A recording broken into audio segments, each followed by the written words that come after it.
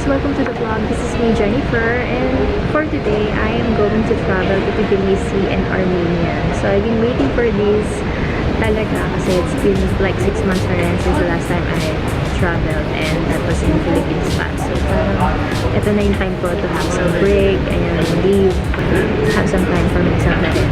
So, I'm actually currently here at King Khalid International Airport waiting for my flight. So, chill lang muna ako dito sa Mama Buns Cafe. So I am holding a Starbucks frap because this is what I like.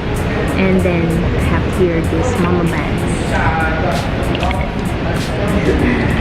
So if you're wondering why I'm alone, it's because my friends, they're going to catch up with me by January 8. So dun pala sila darating sa Tbilisi. So for now, mag-isa lang ako. Supposed to be, I am not alone actually.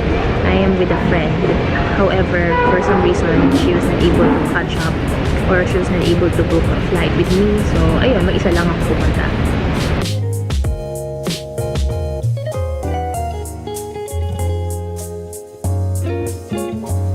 I had a 2 hours layover in Bahrain, and I waited for my next flight, which is also going to stop over for an hour in Baku, Azerbaijan, before going to Tbilisi, Georgia. Hi guys, so we're here in Baku, Azerbaijan, and it's part of the Caspian Sea, parang ganun. Layover lang siya. Actually, from here, tutuloy na kami sa Tbilisi. So, hindi na kami bumaba, nandito lang kami. And, yun, as you can see, wala pa rin ako mga katabi. Umalis na yun sa kabila. Bumaba na sila dito. And, so, isa na naman ako. Kita yung mga sakay. So, ayan, set na ako. Para din na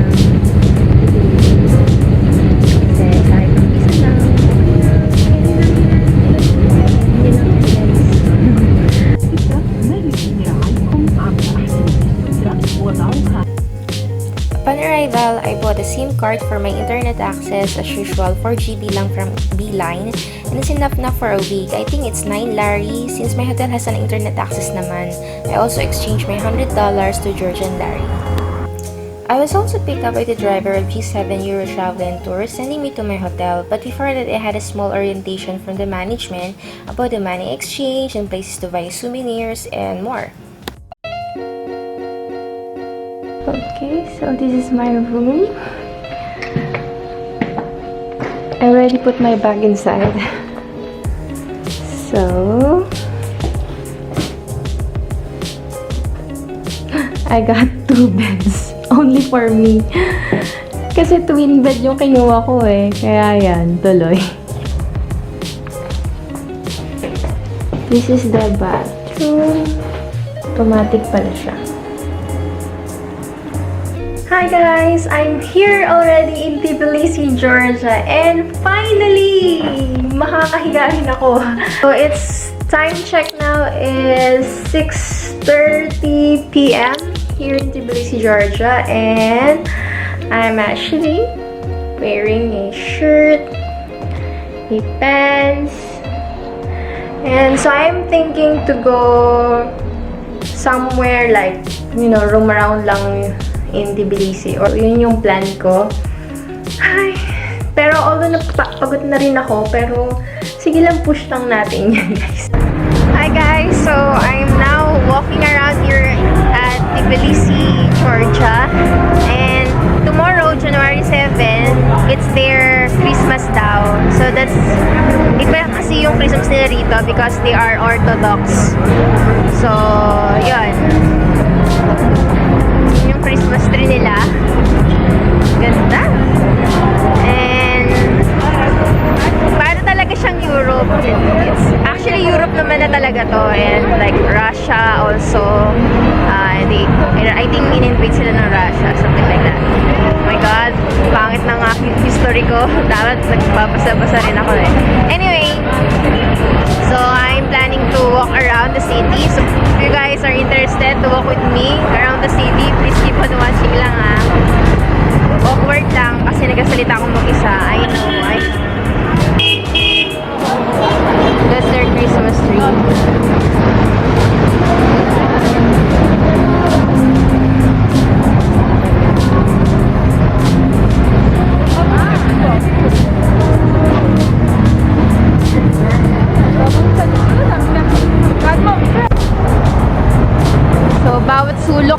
winery na tinda. Ayan, wine shop. Everywhere you look, may wine. And see, Christmas na Christmas talaga dito.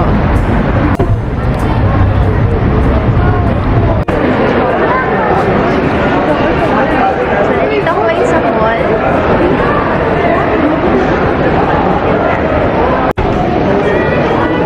So, hindi pwedeng mawala ang Pandora. Kailangan makabili ako ng souvenir dito para idagdag ko sa aking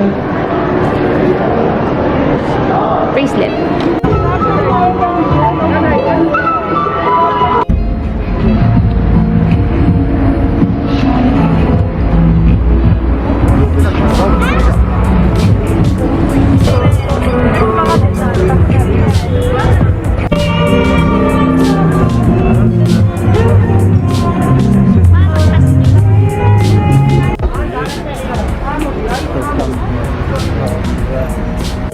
Kachapuri, potato with pork.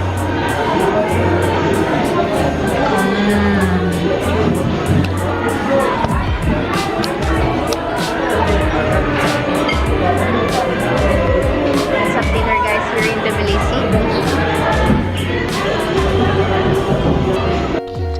Good morning guys. So I just took a shower. And this is the second day of my trip here in Tbilisi, Georgia. And time check is 7:35 a.m. So 8 o'clock yung buffet breakfast. So that's the reason kung bakit hindi pa ako nag-makeup, hindi pa ako nag-bihis because kakain muna ako. Then pagbalik ko na lang gagawin yung mga yun. So since meron namang free na kettle and may pa-free coffee, tsaka water, ayan. Timpla muna ako ng aking sariling kape. Yun nga lang, black coffee to. Medyo acidic kasi ako. Yung aking mga gamit na nagsabog-sabog. Ayan. And yung bed kong dalawa, like I said, dalawa, twin beds. Mamaya, iniisip ko na ipagdikit sila. So, I'm heading down for breakfast.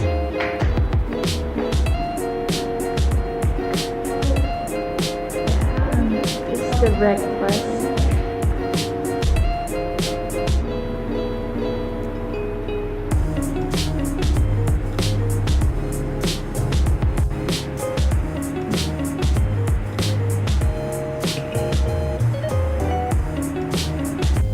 I was picked up at 9 a.m. by our tour guide and I met these amazing tips. New shout out to Ate Janet, Marisa, Maurice, and to our tour guide, Suka. Our first stop is the Chronicle of Georgia. It is a monument located near the Tbilisi Sea. It was created by Jvari in 1985 but was never fully finished. The monument is just simply telling us the history of Georgia. This day trip to Svetitskhoveli Forest is an ideal escape from Tbilisi during the winter. Explore the countryside magical snowy forest. It offers scenic and untouched landscapes, snow-covered trees, and road in winter time. However, during our visit, there is no heavy snow kaya its trees are not fully covered by snowflakes. So, we're here at Svetitskhoveli Forest! Ano pa ganyan? Oo. 1, 2,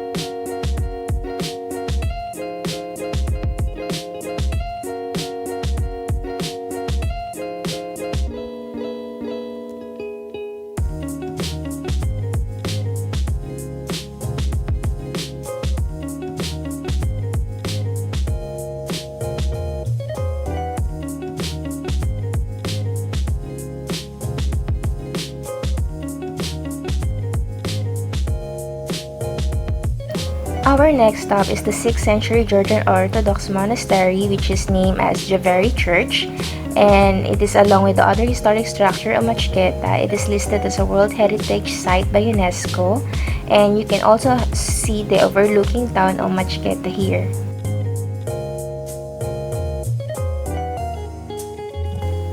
As I've said earlier, my friends will catch up with me, so that's the reason why I visited again Jvari Monastery for the second time around. That's why I inserted this clip as the shots here are more detailed. According to our tour guide, Orthodox Christians must visit the place twice a year to grant their wishes, and here I am, second time in just few days.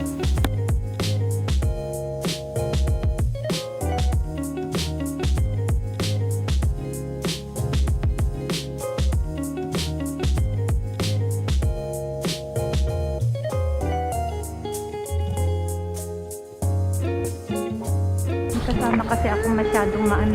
Hi! Restaurant. Hi, Philippines! Iikot natin daw dapat. Hindi na. Ito pa. Diet. Pag ka nag-diet ka yan. Parang may ganito sa this is my lunch. Beans ano? Bean soup. And king kali. Wow. Having lunch with newfound friends.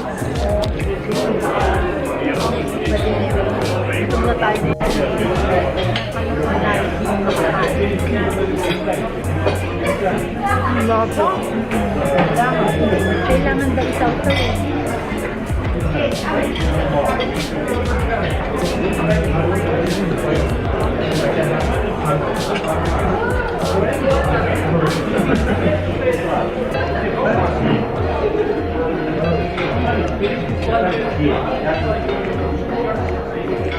Hindi, doon sa dulo.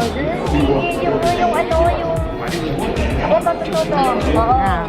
Yan. Tapos ako kakagatin. Yan, sila. Dito? Oo, tapos isipin mo daw yung sabaw. Yan. Isipin mo yung sabaw.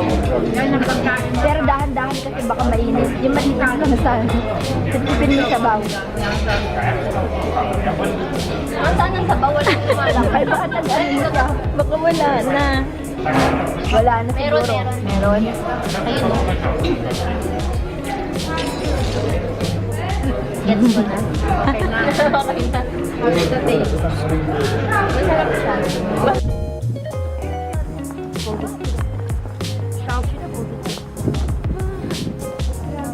Souvenirs.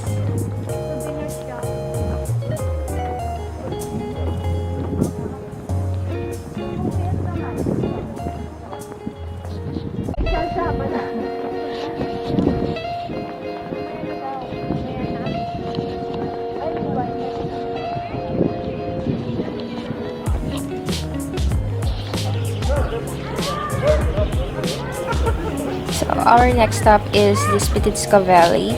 I don't know if that's how you pronounce it, but it's an Orthodox Christian cathedral located in the historic town of Machketa. It's recognized by UNESCO as a World Heritage Site, and is currently the second largest church building in Georgia after the Holy Trinity Cathedral. So the history back is that Elias was in Jerusalem when Jesus was crucified, and Elias bought Jesus' robe from a Roman soldier at Golgotha and brought it back to Georgia. Returned to his native city, he was met by his sister Sidonia, who upon touching the robe immediately died. So the robe could not be removed from her grave, so she was buried with it. The place where Sidonia is buried with Christ's robe is preserved in the cathedral. Later then, from her grave grew an enormous cedar tree. So that's the story behind.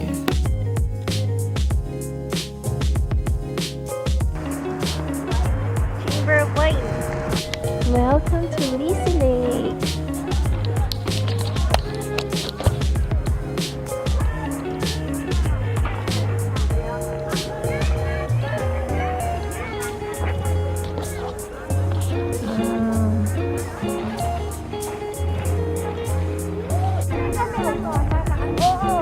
So we're here at Tbilisi Lake, and not much special here, but yeah, still nice to visit if you're here in Georgia. So me and Ate Maris Doing the vlog. We are here now in the Tbilisi Lake in Georgia. and see you the next vlog. Bye.